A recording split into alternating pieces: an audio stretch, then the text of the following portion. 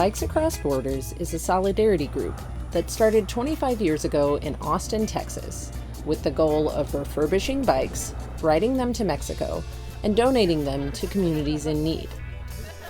The group is ridden from Austin, Texas to Piedras Negras and Monterrey. The ride down usually takes around 2 weeks, depending on the route plan. They ride on everything from small country roads to highway shoulders and are hosted by local organizations or friends along the way. This usually means camping in someone's backyard or Mexican ranch land, or being hosted in a public building, like the local fire department. The group has fluctuated over the years, but always consists of people who want to go on an adventure that means something. Members vary from cyclists who have toured all over the country to people who have never ridden a bike more than a few miles at a time. What they all have in common is a passion for building community and solidarity with people across the border. Participants fix up bikes in need of repair and ride them down to Mexico. Some folks have bike know-how already, but many build skills and knowledge through friends or Austin's community bike shop, Yellow Bike Project, which has programs for teaching people about bike repair. The group works on a consensus basis. There is no leader or director, and everyone is given an equal voice as an organizer or participant. At Bikes Across Borders, we practice solidarity as opposed to charity. Solidarity implies a horizontal relationship where both parties as having the same power. Even though we're bringing something to donate, we also receive. And so it's a giving and receiving that implies a horizontal power dynamic, not a giver who's in a higher position of power giving to someone who's needy, who needs help. We often encounter people asking us how safe we feel crossing the border. I feel that our doing something symbolic and material in terms of supporting people's well-being in Mexico and being on bicycles as opposed to fancy cars means that people welcome us. Mexico is famous for its hospitality. I've only had positive experiences.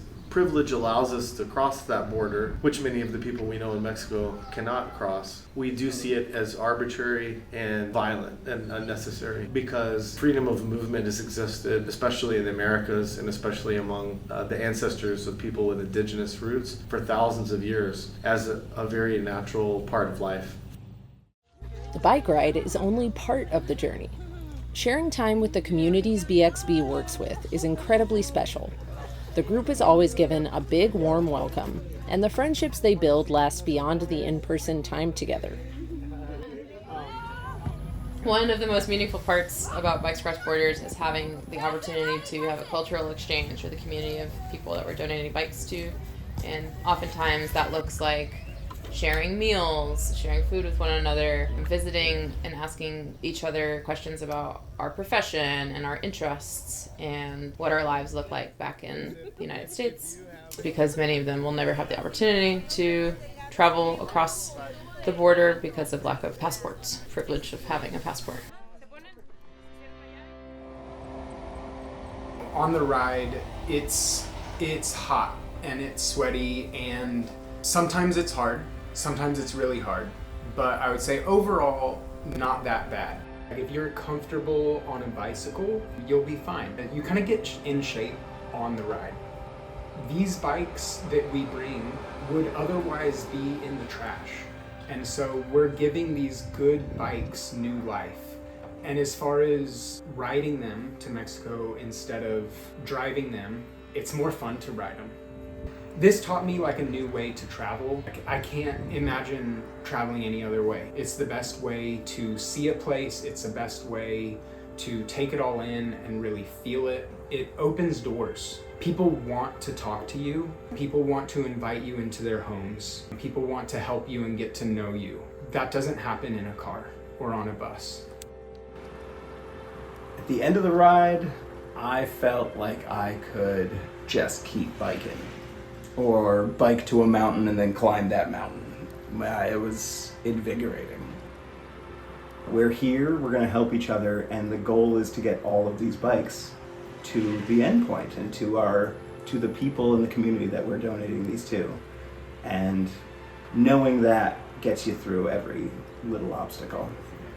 No matter if you can speak the language or not, a smile and a welcoming, open-minded attitude gets you everywhere. It's really important to notice the embrace that we're receiving and to be embracing of the culture that we're traveling through. In addition to supplying the bikes, BXB donates tools and funds to support these communities in their cycling efforts. Participants also facilitate workshops on basic bike maintenance, like fixing a flat tire. I led a fix-a-flat workshop to teach people how to repair a puncture in their tube, as that is arguably the most common thing that's going to break or go wrong. So we're gonna go across the wheel. I think it was important for the women in the community to see another woman leading the Fix-a-Flat workshop and to learn from me a hands-on skill. I think that absolutely sent a different message than it would have coming from a man. When the women in this community see us ride up on bikes after just having traveled hundreds of miles, I think it makes a tremendous impact. They see that it's possible for women to be strong and ride their bikes and endure the heat and deal with flats on the side of the freeway and be brave and adventurous.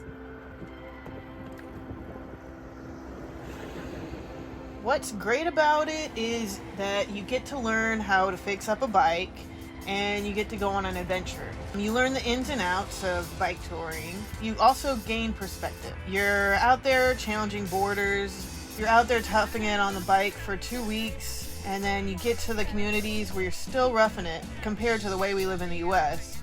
But that's just how the day-to-day life is out there, and that's something to really take away. It makes you have perspective. It makes you have gratitude for what you have.